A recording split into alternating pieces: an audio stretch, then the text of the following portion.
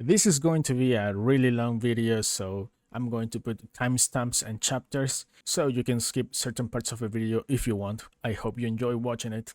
Hi everyone, in my last video I talked about Baldur's Cave and how is a good dungeon to farm, and I read some of your comments. Thank you so much, by the way, for the support with that video.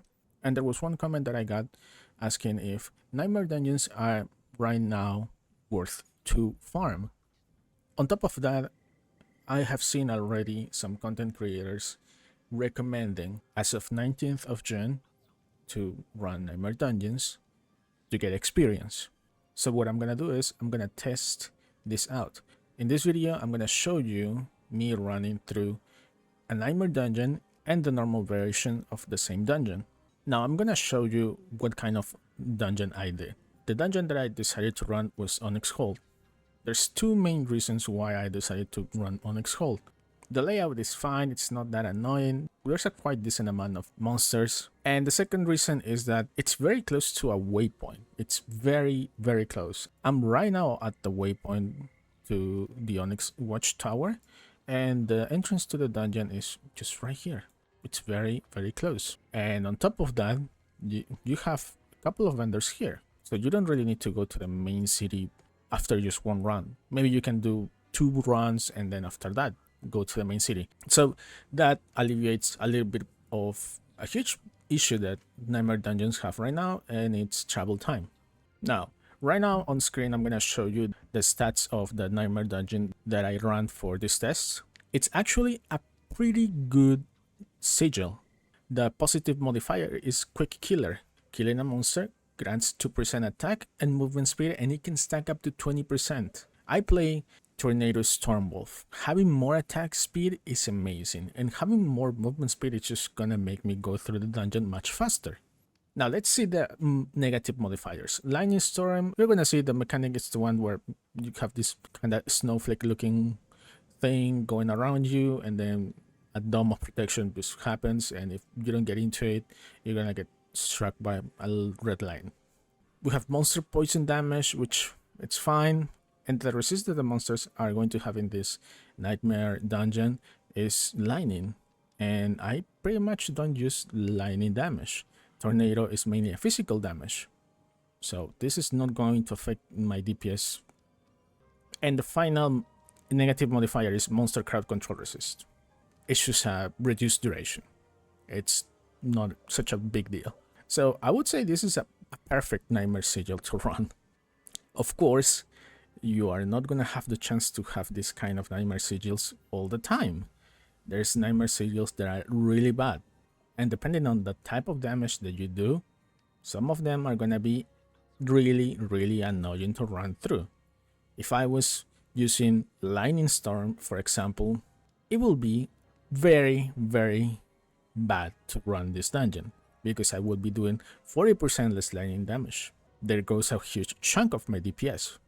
And if attack speed wasn't such a good thing for the build that I'm running, then there goes the positive modifier. So it's pretty much a perfect sigil for me to run. So I'm gonna give this advantage to the Nightmare run. Now, you will notice that I will use a flask in this run, and it's gonna be this flask. Elixir of Combatant Fortune. Increase lucky hit chance by 30%, which is very good for the build that I'm running that relies a lot on lucky hit chance. So this is going to make me go through the normal dungeon and the Nightmare Dungeon much faster. So let's begin with both runs.